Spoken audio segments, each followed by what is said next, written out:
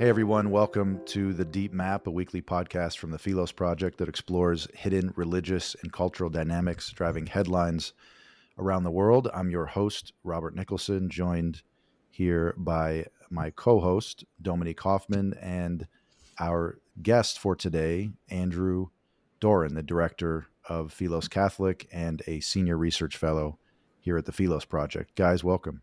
Thank you, Robert. Thank you. Andrew, I'm excited to have you on the show because you are there. You are in Jerusalem. You were not planning to be there for these events. You were there preparing for a Philos Catholic leadership trip. I would love for you to rewind and bring us all back to the world as you experienced it on Saturday morning, October 7th. Yeah, thank you, Robert.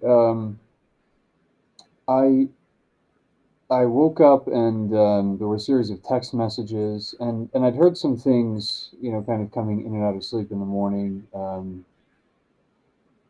sirens, but I didn't really make anything of that. And you get online and you see what's going on, and you realize that Israel is at war. Now, I'm in Jerusalem, which has been probably the least affected area in Israel. There have been uh,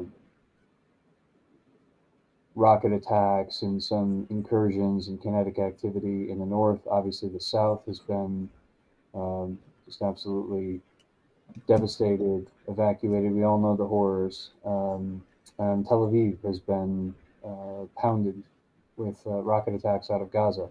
So Jerusalem has been relatively quiet. We had our first siren and two impacts today from rockets from Gaza, which is the first time we've had, I think, in 4 or 5 days, any sirens or impact. So it's been pretty quiet here.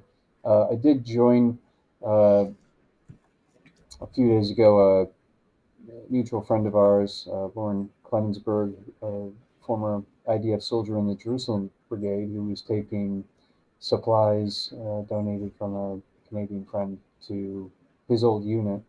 Um, it's interesting to see how the entire country rallies so quickly.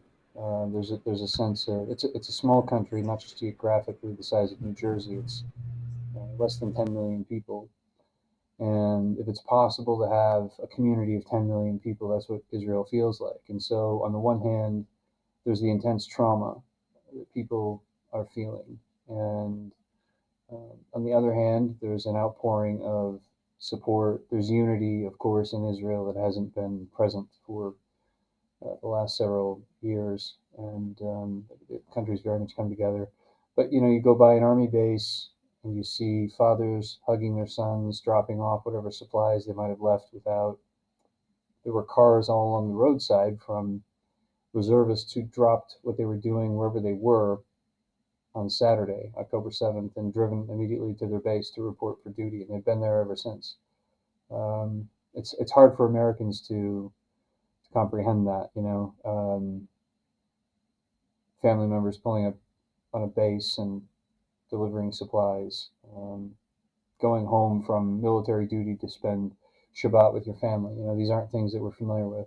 So it's one thing that I want to say, just because I think it's important. Talking to Jewish friends back in America, you can just sense that there's an especial anguish not being able to be here.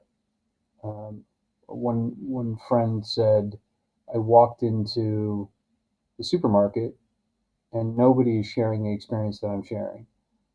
I'm feeling that completely in isolation. I walk in and everyone's laughing and it's business as usual. And for him, it's the most traumatic experience um, as a Jew his entire life. This is a trauma of the Jewish people everywhere in the world, and I think it's hardest in many ways for those who are not personally directly affected.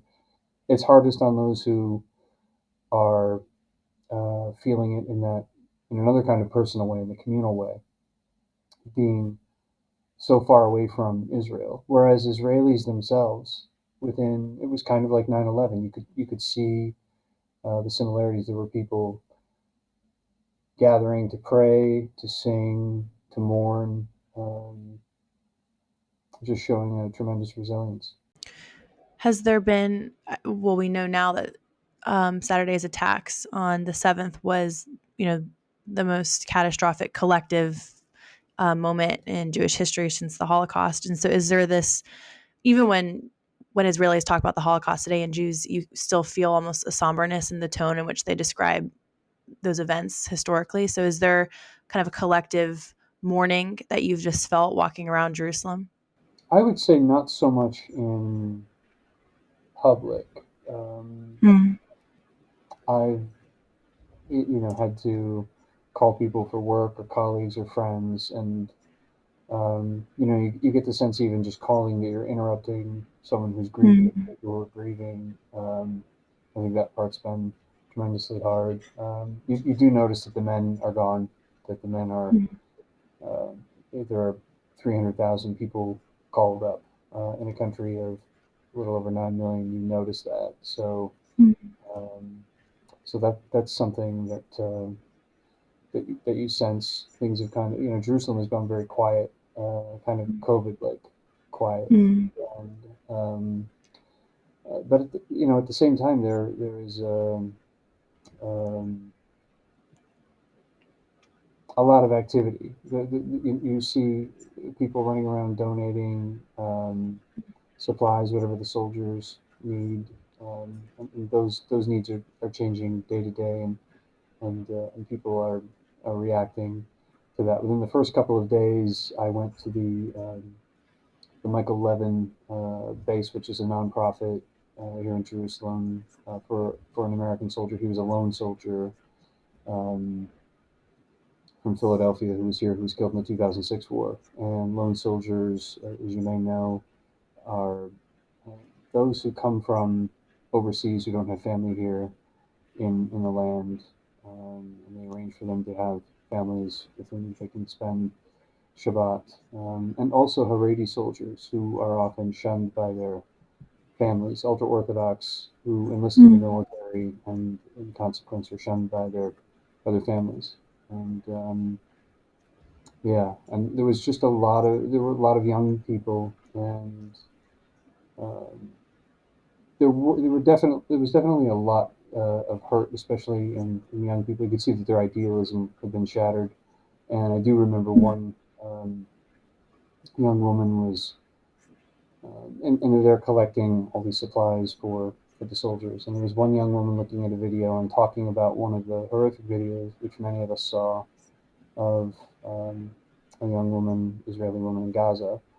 And one of the young women said, they were debating whether or not to look at it. And one of them said, watch it and remember the faces, Mm. meaning the faces of the people taunting. Um, Yeah. so you see that theme of memory, which comes up often with the Jewish people, Mm. uh, was there. And I think it speaks, many people might look at that and say, well, look at this inclination toward revenge. I don't see it that way at all. I see it more um, as a kind of guard against the tendency to see the best in others and to forgive and to forget. And that's why it's important throughout Jewish history to remember. Mm. I find that one of the most difficult things for me these days is communicating to people who aren't so tied to Israel, to the people of Israel, what is happening, not just in terms of these, military events, airstrikes, and what happened last Saturday, but what we're talking about now, this the psychological dimension. Not having known what it was before, it's hard for people to grasp how profound the difference is after, right? The Israeli people are the Israeli people. They're resilient, they're strong, they find a way in almost every situation. But I, I've seen, just in as you have, Andrew, talking to people, that this is it's a moment of soul searching. And I want to come back toward the end of the conversation to ask the question about, well, what then is the responsibility of non-Jews, right, Christian friends of the Jewish people, of the people of Israel, Jewish or otherwise, in a moment like this, right? What are the things that we can do? What should Christian leaders be saying, and maybe more importantly, not saying, So, so that Jews know that they're not alone? I want to come back to that, but I do want you to switch hats here for a moment. Director of Philos Catholic, senior research fellow. In your life have been a policy guy, right? You've been in the diplomatic, political world at the State Department and in things adjacent. And I want to ask you just to give us a little bit of analysis on how you see what went down, whether it's Israel's unpreparedness, or another side of that is the connection between Hamas and Hezbollah and Tehran, and how that all factors in, and then maybe third, I would say the U.S. response: good, bad, bold strikes. What do you think? yeah, the first, based on what we know, it does appear that there was, some kind of green light. I know many people who think Hamas probably went beyond the bounds of what was expected, and that's not to say that Hezbollah and the IRGC wouldn't be thrilled to see 1,300 dead Israelis, but that they could probably anticipate that the international response, um, mainly, I guess I'm thinking about the EU, would be so profoundly negative that it would tip the balance, it would tip the scales against them. I just touching briefly on the question of the intelligence failure, security failure. I don't know, of course, and there will be, when this is all over, when the war is over, there will be hearings, there will be long discussions, there will be a lot of reports, and metaphorical heads will roll. If I had to venture a guess, what I would say is that the Israelis are so, their technical and human capabilities, SIGINT capabilities are so superb, and they had so much confidence in them, too much confidence, so much so that they neglected common sense. And if you had just pulled someone off the street, in Tel Aviv or Jerusalem, and said, "Give me, a handful of days of the year where we should be on heightened security based on our own history," that probably October 7th would have landed on that list. And I don't know why. Certainly, people are pointing to the internal political challenges that Israel has faced over the past year, and said that this could have contributed to it. I don't know. I just I think why and how they let their guard down. It's certainly. I was angry Saturday, Sunday, Monday, like you're looking at pictures of little more than children in the IDF, and all the civilians who suffered terribly because of a catastrophic security failure that was avoidable. Um, but turning to the adversaries, and I don't want to get ahead too quickly, to the U.S. response. President Biden certainly said the right things, but almost immediately, what else was he going to say? And almost immediately, you begin to get the sense that there is a strong willingness on the part of the United States to curb Israel's response. And certainly the EU wants to limit the response. And now we're getting into all the problems of the talk of proportionality. And certainly many people have rightly pointed out the absurdity of that particular term in this case, because proportionality would mean inflicting the same horrific atrocities, which the Israelis are not going to do, and they don't have that in their DNA. But and I, there's the old saying. There are really two sayings about terrorism. The first is that the purpose of terrorism is to terrorize. In other words, it's an end in itself. But there's the other axiom of terrorism, that the purpose of it is to get your adversary to overreact. Well, what does an overreaction look like when you see the sorts of atrocities that we saw? So I think my concern at this point is that the U.S. is very quietly leaning very hard on Israel to not go into Gaza and finish off Hamas, which I think they desperately need to do. And then you would have the largest Israeli army ever formed, again, ever put together, ever fielded, and that would give Israel, I would say, very strong leverage against Hezbollah in the north, where the much greater risk to Israel is, and I would say they would be in a very strong negotiating position. And if there's something the administration with its Iran contacts could do, then that would be the time.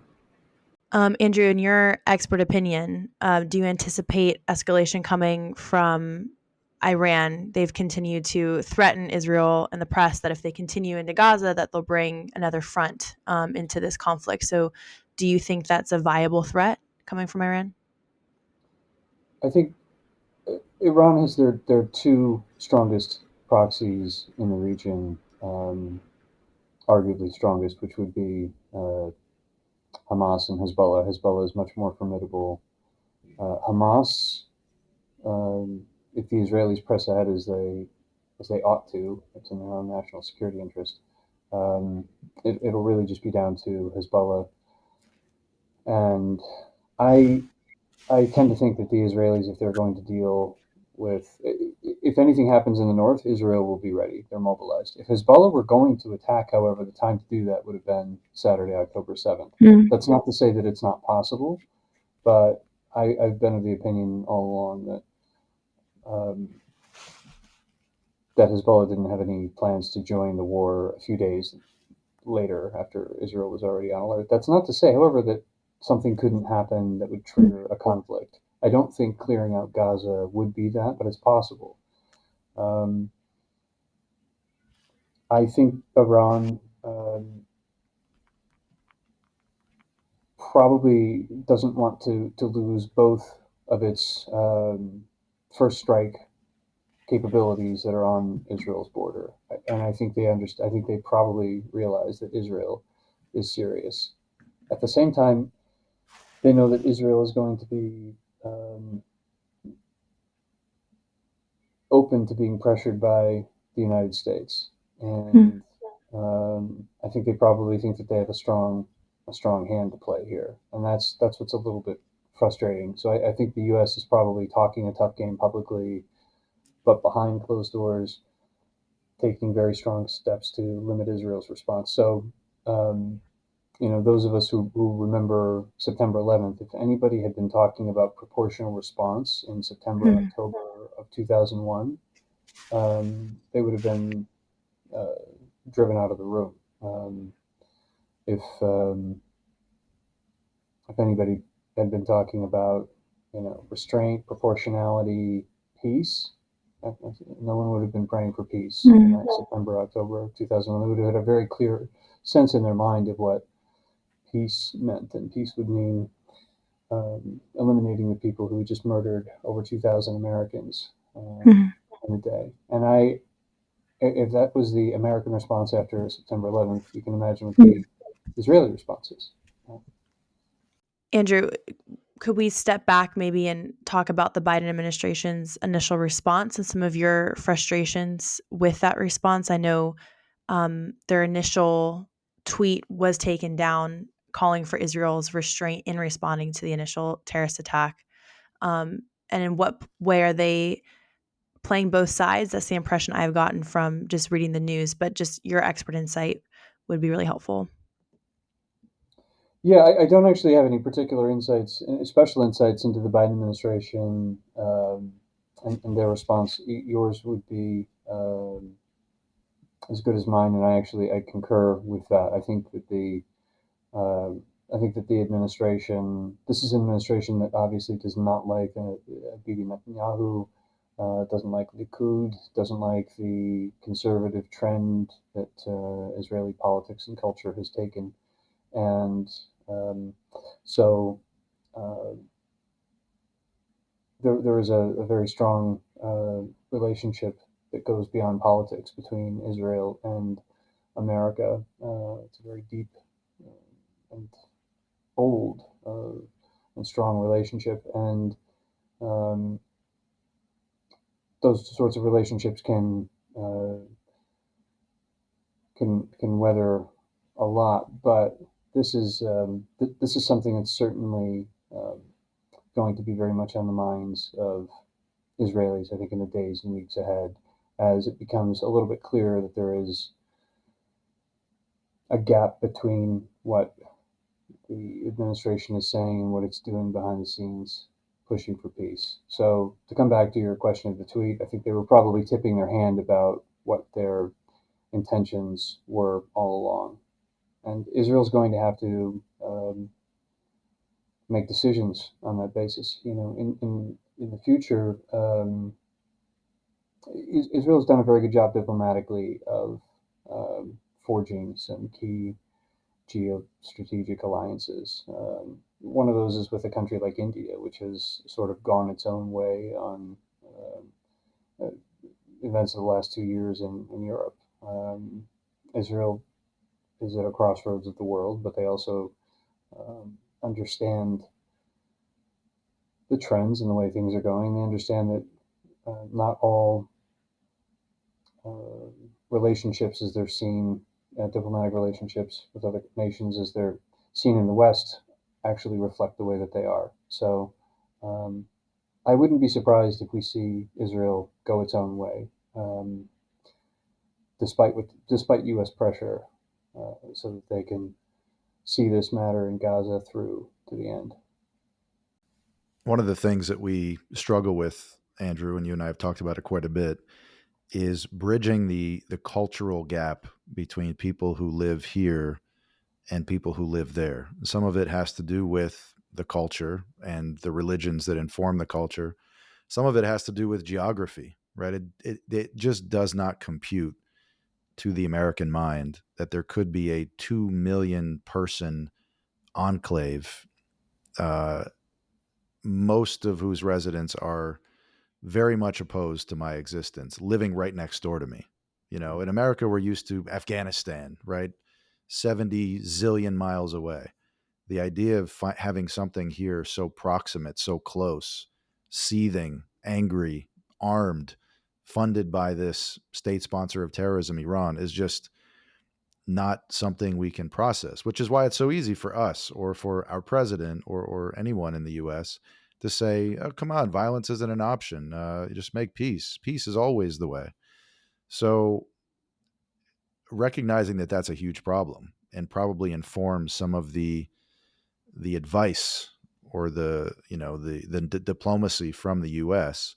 What kinds of responses do you think can be made? I mean, in some sense, Americans don't get Israelis. They don't know what it's like to live there. They don't know what it's like to have inherited this cultural, this memory of all the things that have been done over all the years. So what are some things that you use, even in just conversation with people, to help them get inside the head of the people now having to go into the Gaza Strip? Yeah, I think that the first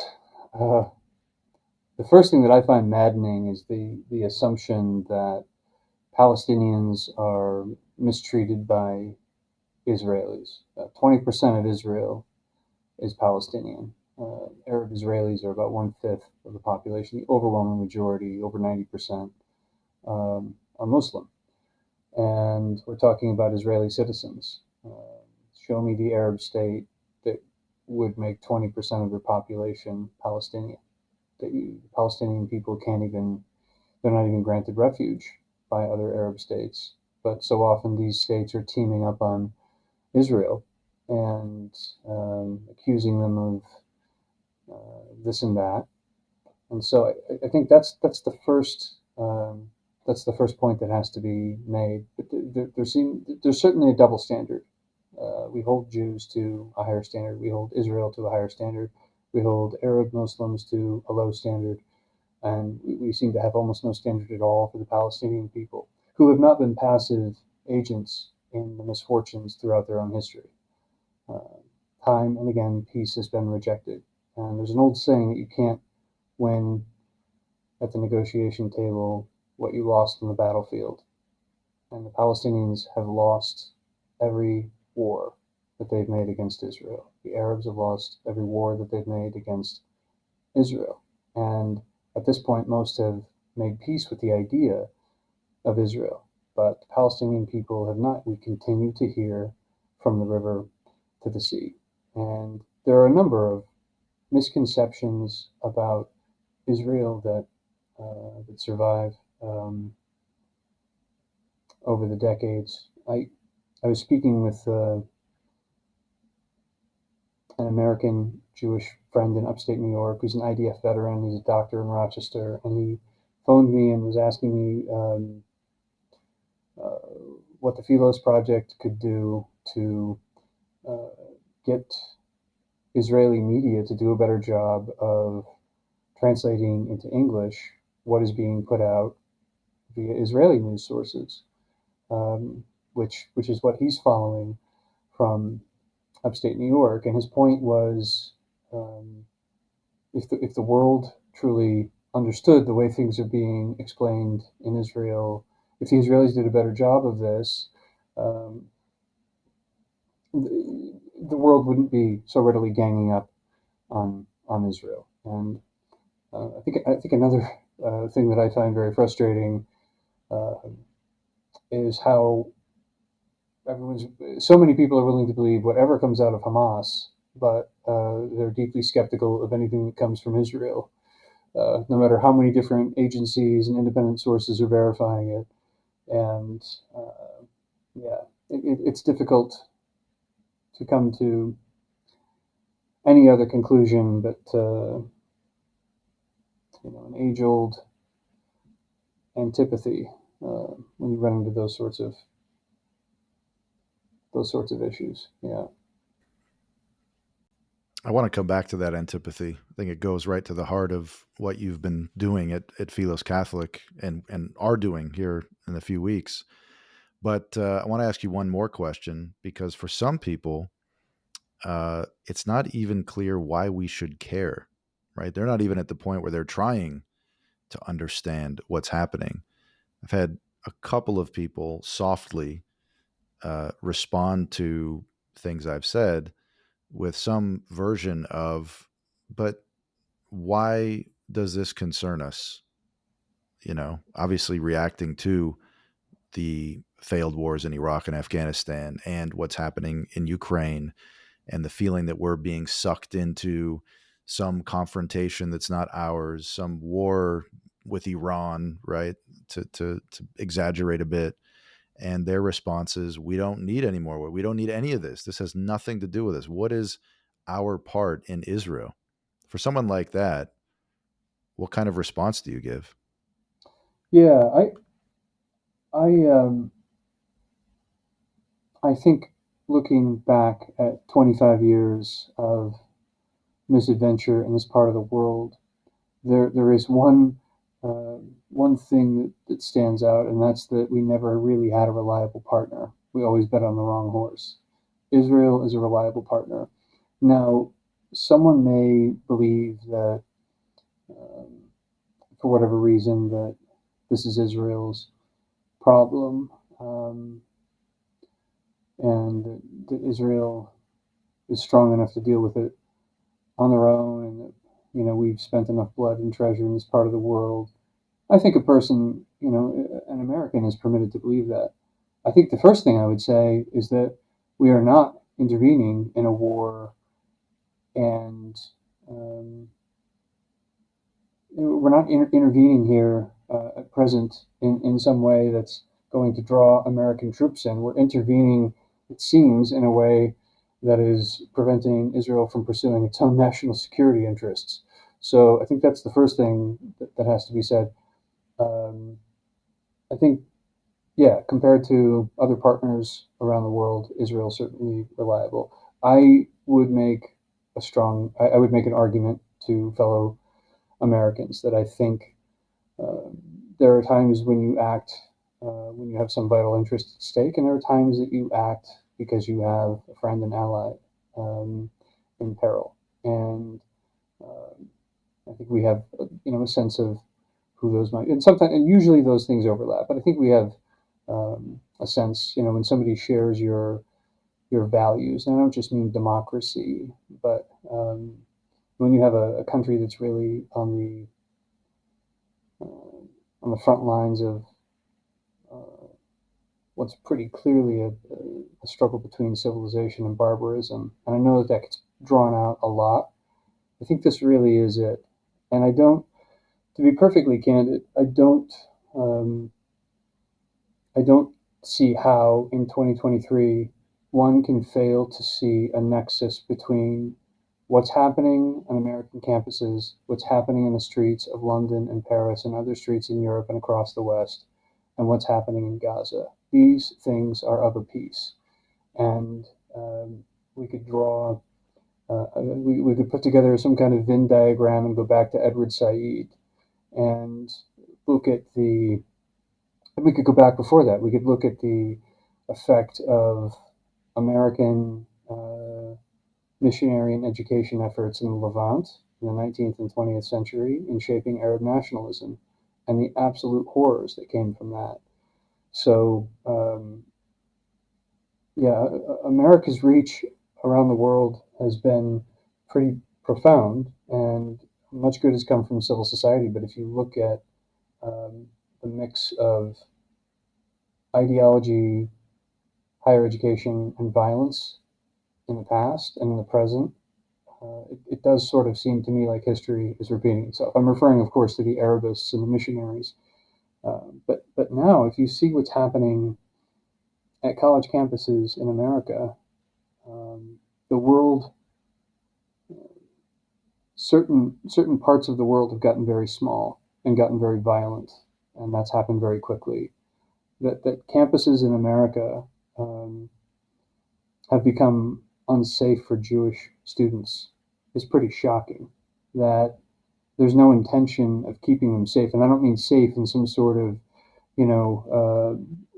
vague, emotionally brittle way. I mean, I'm talking about the physical safety of Jewish kids on American campuses, and the safety of Jews in Germany. Good grief! We're seeing instances now of Stars of David being painted on the homes of German Jewish families. I will say one thing that was encouraging. There was an Israeli business in West Jerusalem that spray painted the glass on its own business and said the nation of Israel lives, as if to be in solidarity with those who are having Stars of David spray painted on their homes and businesses in other parts of the world. So that is kind of a reminder of why Israel exists in the first place and why Israel needs to exist. And I've also raised with some people who seem to have like a 1955 or 85 understanding of what Israel is, as if it's a socially progressive, liberal, secular, socialist democracy of people who only came from Europe. That's not Israel in 2023. It's a country whose Jewish population is predominantly of Middle Eastern extraction, as you know. Sephardi, Mizrahi population is now over 50% of Israel's Jewish population. So, what's supposed to happen? Let's suppose that most Israelis wake up tomorrow and decide, hey, let's dissolve the state. Everybody's right. We have no right to exist. Let's dissolve the state. Zionism is over. Does that mean that those Israelis should go back to Yemen, to Iraq, to Iran, to Libya, to Syria, to Lebanon?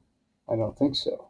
So, the Zionism project isn't going away. And Zionism has meant a lot of different things over the centuries. And today it means the existence of the state of Israel. And We talk about this a decent amount, but over 100 states have been created since 1948. But we only really talk about one. All the energy goes into one, and it just happens to be the only Jewish state. And it's not the only state that has ethno-religious, cultural, historical, sectarian, tribal tensions and war. Um, some of them have even experienced genocide. So, yeah, there's a disproportionate amount of time and energy feeding a victim narrative that has done absolutely nothing but harm to the Palestinian people, who've been used by their neighbors, by dictatorships, and who have also made a scapegoat of Israel and the Jewish people. So, yeah. Yeah, I get asked this question quite a bit, and I give a lot of the same answers, reminding people, especially in a moment like this, and especially people who are eager to, get out of the Near East and sort of leave it to its own devices.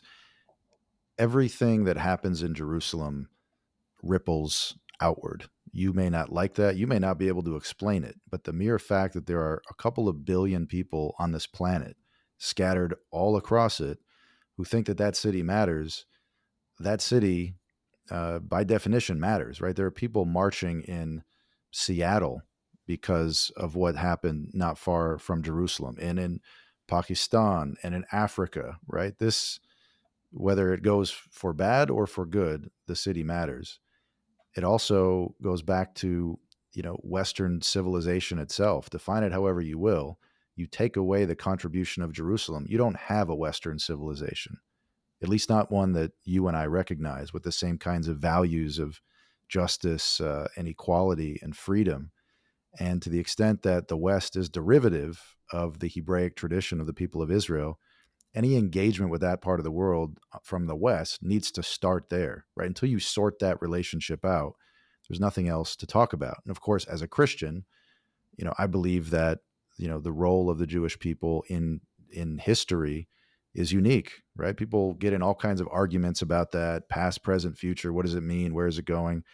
I'm not a theologian. I don't try to get into that, but I can tell you that when I read scripture and when I look at the long arc of the history of the church, it's very obvious to me that these two things are connected. The Jewish people beyond that, put aside all of that, they're a people, they're a nation, right? And they deserve a place of their own, a state of their own. And, for my part, I think that the history of Zionism is absolutely a moral one. Of course, there have been bad actors, bad moments, but in my mind, there's no disagreement about the justness and the necessity of the cause. And I would add to that something that our President Joe Biden, said not that long ago, just a couple of years ago.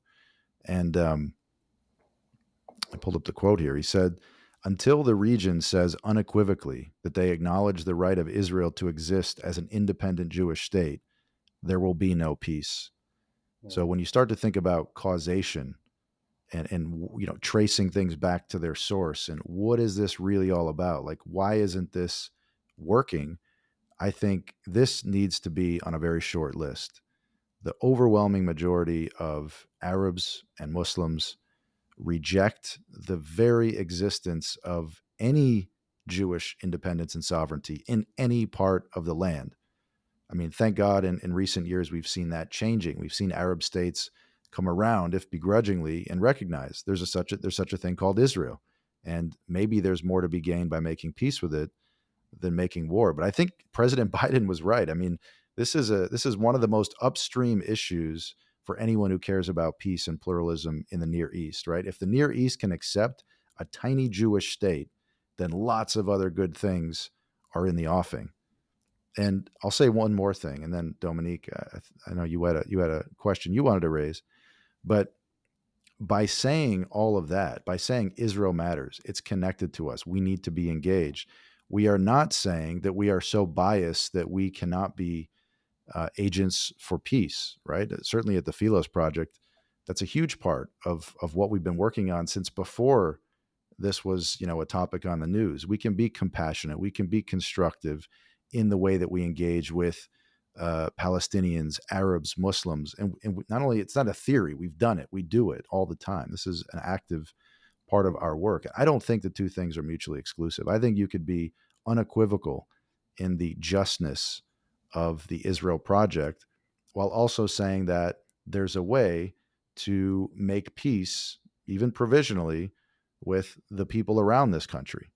And unfortunately, people have this binary in their mind where, oh, I said I think Israel's good, therefore my friends are going to think that I hate Palestinians. They may think that, but they would be wrong. It is very much possible to do those two things at once. Dominique. Yeah.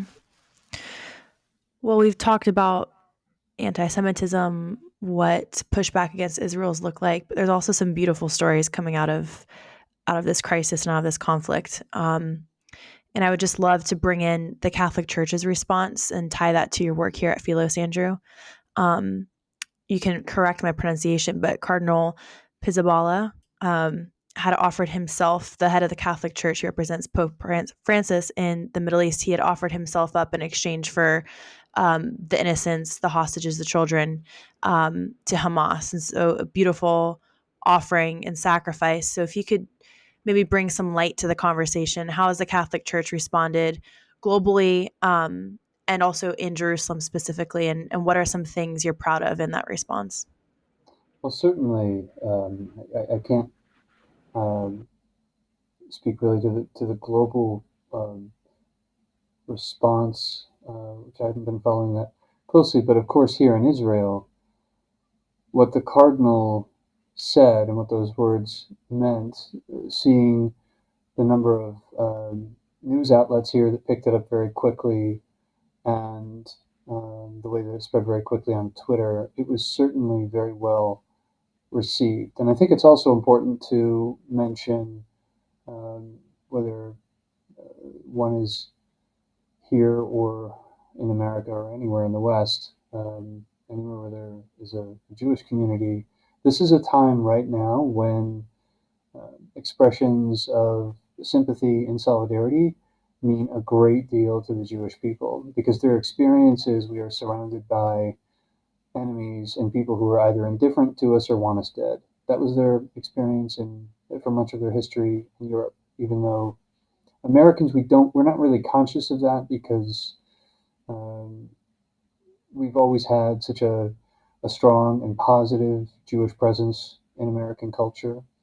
And there's always been a sense of equal citizenship, and certainly the American Jewish community is super patriotic. And I say as a Catholic, a community that's often not at the margins. Americans have assimilated quite well American Catholics have assimilated quite well into the culture, but there, are still Protestant Catholic tensions, even if they're somewhat concocted. But there's a deep patriotism among Jewish Americans, and so we Americans often miss this. But there are deep wounds about Europe.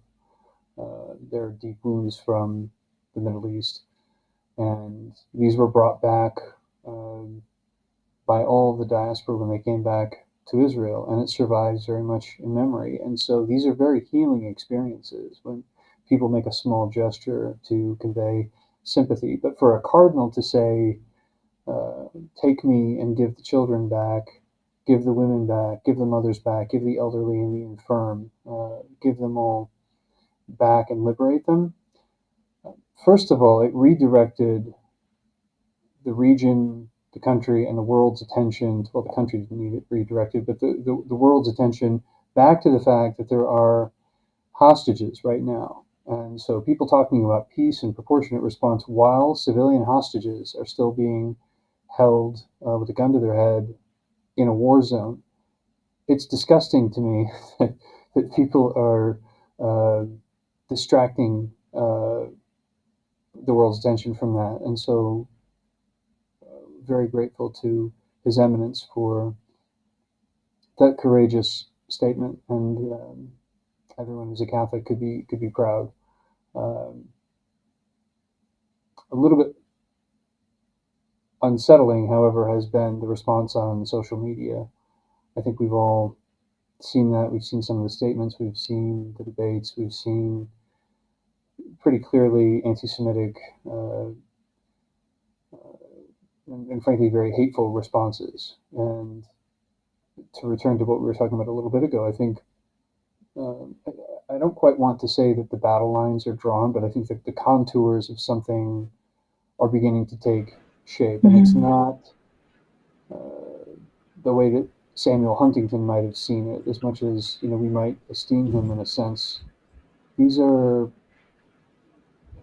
lines that are cutting across campuses, across cities, across religion, across race, across various nations.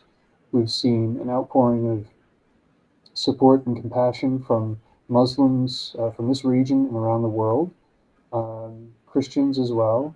We've seen moral ambiguity and ambivalence, which is not what's called for right in this moment. And so the cardinal, of course, is in the Catholic Church. All the churches are in a very difficult situation because you can be critical of Israel, and Israelis are not going to take that out on Christians in Israel.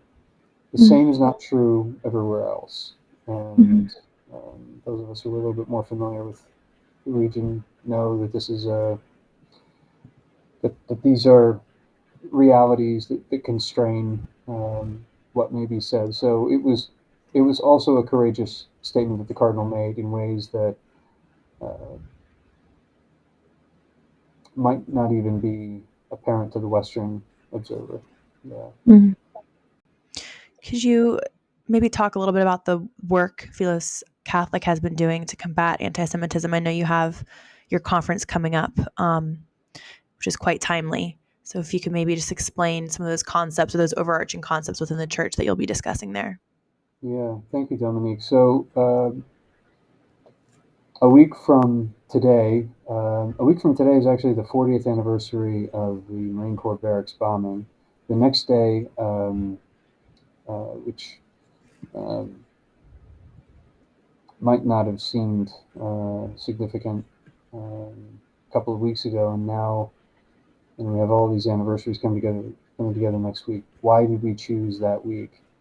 October 27th is the anniversary of the Tree of Life shooting in Pittsburgh, where 11 American Jews who were at a synagogue were shot and killed in 2018. That's just down it's about a 40-minute drive from Franciscan University, a Catholic university in Eastern Ohio.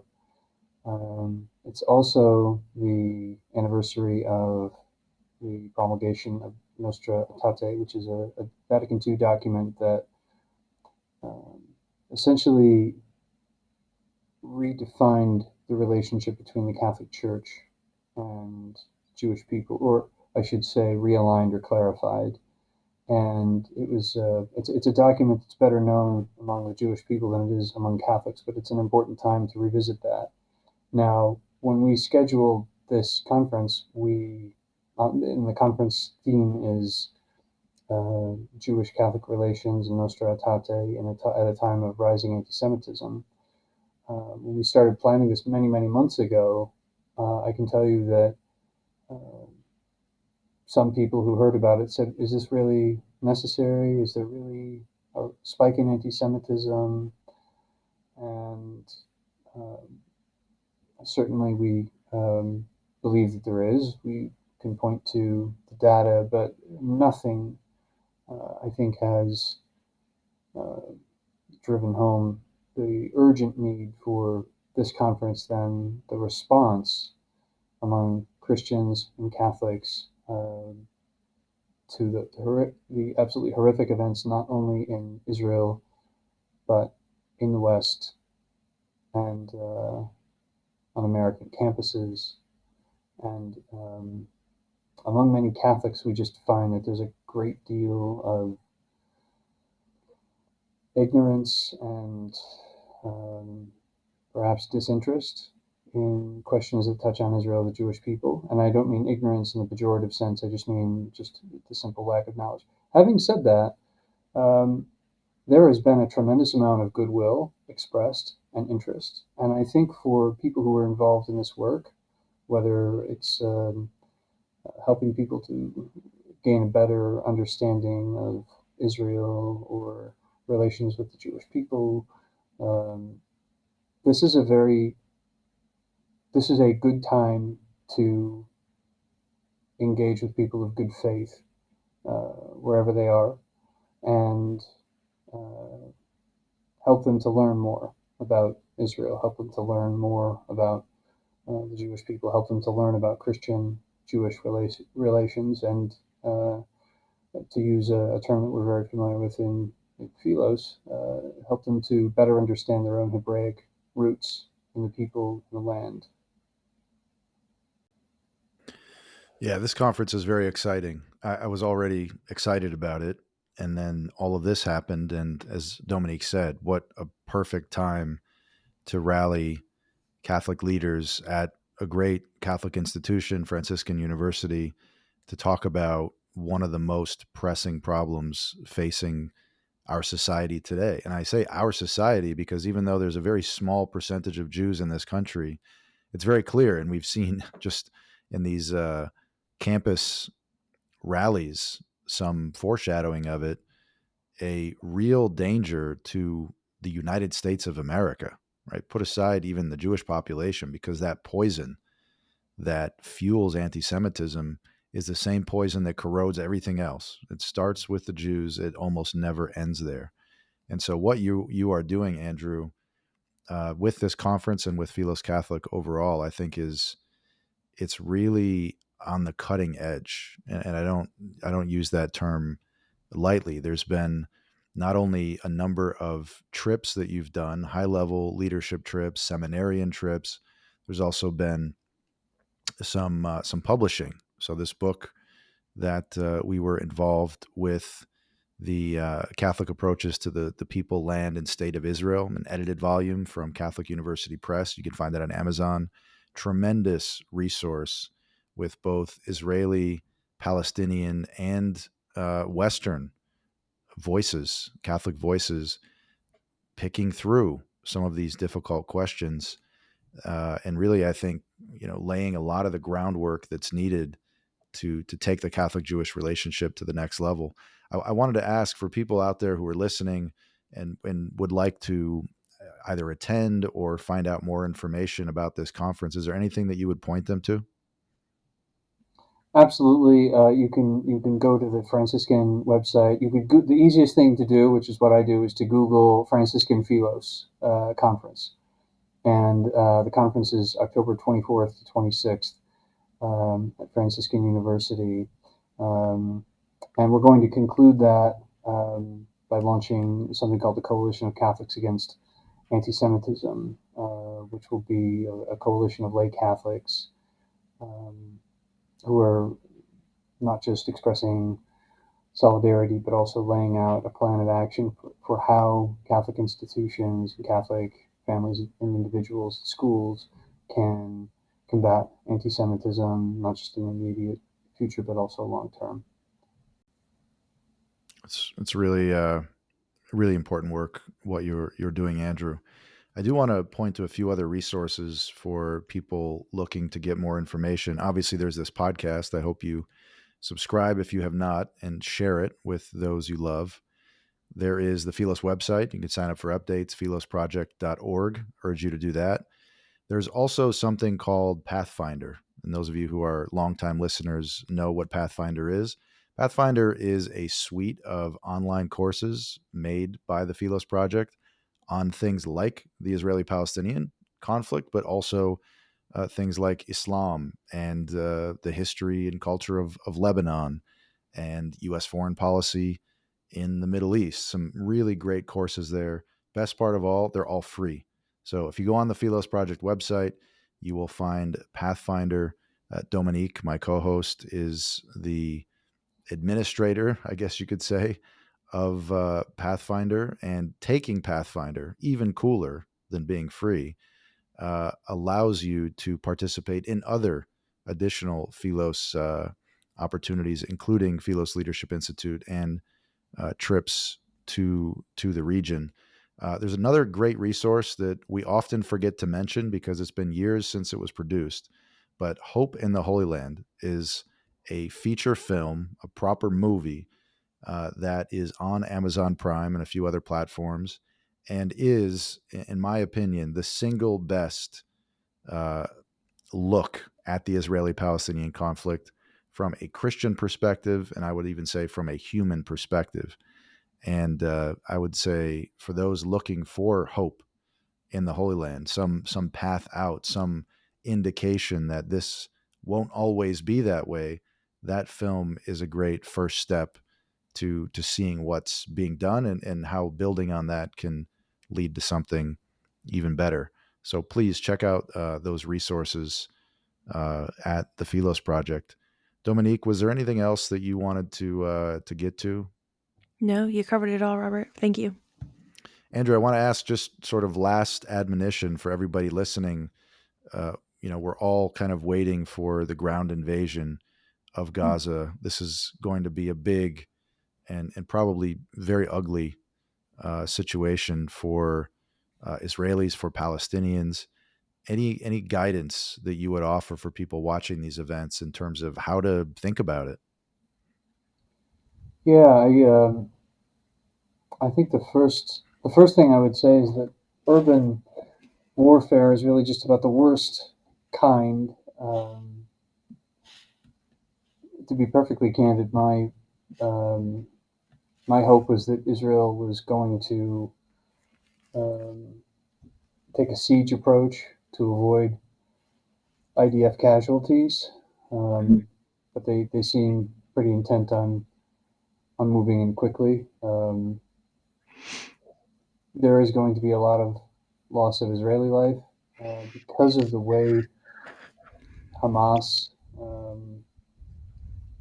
operates and Hezbollah operates the same way. There will be a lot of Palestinian casualties. There were already there was the phone call that was shared by a frightened Palestinian living in Gaza who was saying in Hebrew, "I cannot." Um, People are not being permitted to leave, and he was even too afraid to say because of Hamas. So Hamas is trying to kill Palestinians to advance their political agenda, and Israel is trying to avoid the deaths of civilians in Gaza. And the media narrative, of course, is flipped, partially flipped. So I would tell people be deeply skeptical of first reports that you see of things that you see on social media. You should always be skeptical, bring a healthy skepticism to social media. Um, I would also say um, I've seen people who are, I believe, to be of good faith who are posting one side but not the other, and I think that's a big problem we have. I think to be candid, Christians are given to a sentiment that makes them want to take the weaker side, but that often is manipulated um, by organizations like Hamas, and so that can be used against Christians and Westerners and outsiders, and it often is. And so we are going. We saw the narrative turn within a few days against Israel, and if that's what's happening before a ground invasion, of course, it's going to there's going to be a massive uptick thereafter. So I would, if people are going to follow this, I think they ought to know that it was the U.S. government that pressured Israel to pull out of Gaza in the first place in 2005, and that the experiment in self-governance that followed the elections in 2006, in which the Palestinian people voted in Hamas, and then a civil war erupted between the PA and Hamas slaughtered the PA, and I think people should be aware that we pressured Israel to back off, and they did.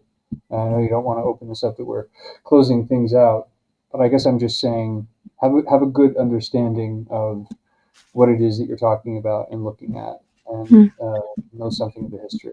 Yeah.